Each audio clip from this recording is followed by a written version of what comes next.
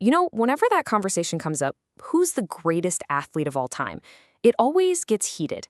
But there's one name that always seems to cut through the noise, not just in their own sport, but in any sport: Serena Williams. So today, let's just dig into it. Let's lay out the case piece by piece for why Serena might just be the undisputed GOAT. But hold on, what do we even mean by greatest? Is it just about the stats, the raw numbers? Is it about pure unbeatable dominance? Or maybe it's the ability to get knocked down and come back from something that seems impossible? Or is it about leaving a legacy that completely changes the game? And what's so wild about Serena is she checks every single one of those boxes. But let's start where you have to start, with the cold, hard numbers. First up, the big one, 23. That is the number of Grand Slam singles titles she won. And just so we're clear, that's the most of any player, man or woman, in the Open era. That number puts her on a mountain all by herself in the modern game. And believe me, we're just getting warmed up. Okay, next number for you, 319. That's how many weeks she spent as the official world number one. Let that sink in. For what adds up to more than 6 years, she was the undisputed best player on the planet. I mean, that kind of staying power, that sustained dominance, it's almost unheard of. And then, yeah, there's the money. We're talking almost $95 million. And that's just in career prize money. She is, by a massive margin, the highest earning female athlete of all time. She didn't just break records, she completely shattered the financial ceiling for women in sports. But here's the thing.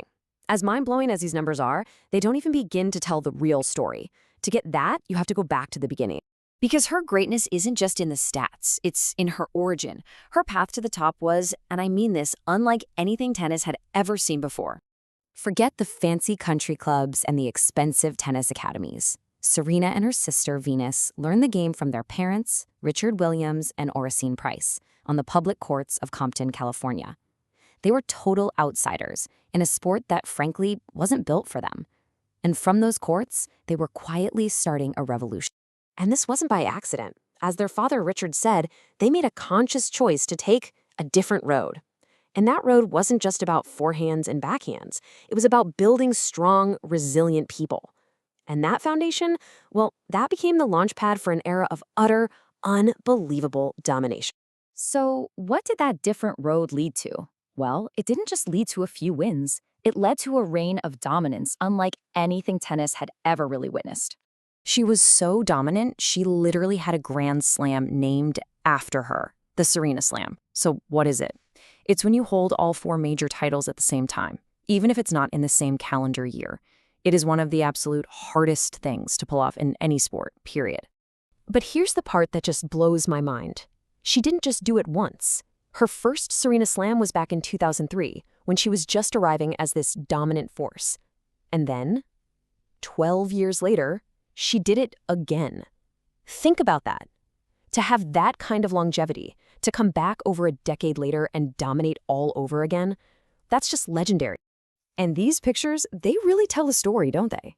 We're talking about more than 2 decades at the absolute peak of a physically brutal sport. But, and this is a big but, her journey was anything but a smooth ride. In fact, you can make a pretty strong argument that the true measure of her greatness isn't even in the wins, it's in the comebacks. She wasn't just a champion, she was the ultimate survivor. I mean, just look at this list of what she had to overcome. Major knee surgery, a battle with depression that led to a break from the sport, a bizarre serious foot injury from stepping on broken glass, and not 1, but 2 life-threatening pulmonary embolisms, blood clots in her lungs, the second one coming right after she gave birth to her daughter. Seriously, any one of these things would have ended the career of most athletes. For Serena, it seems they were just few. And that's the thing about Serena, isn't it? She always came back, and she always seemed to come back stronger. After a blood clot almost took her life in 2011, what does she do? She fights all the way back to not just compete, but to win Olympic gold a year later. It wasn't just a comeback, it was a defiant statement. Her mental toughness was just on another level. Get this, she won three Grand Slam titles in matches where her opponent had a match point. She was literally 1 point away from losing, and she still found a way to win the whole tournament. No one else in history has done that. When the pressure was at its absolute highest, she was at her absolute best. So let's put it all together. You've got the incredible talent, you've got the decades of dominance, and you've got this superhuman resilience. When you mix all that up, you get a legacy that is so much bigger than just wins and losses. On the court, she just dismantled entire generations of her biggest rivals. I mean, look at her record against Maria Sharapova, one of the best players of her era. 20 wins and 2 losses. It was staggering. She basically ended the debate right there on the court. But maybe, just maybe, her biggest impact was what she represented away from the court. You have to remember what tennis looked like back then. And that's what makes this quote from Martin Blackman at the USTA so powerful. The image of Serena and Venus, 2 black girls from Compton, rocking braids and beads, and just dominating in this traditionally white country club sport, the impact of that, you really can't overstate it. They changed who played the game and who was watching it. And hey, don't just take my word for it. Her peers know it. When Roger Federer, a guy who is deep in the GOAT conversation himself, was asked who has the best case, he didn't even hesitate. He said it was Serena. So, it all comes back to that first question. What makes an athlete the GOAT?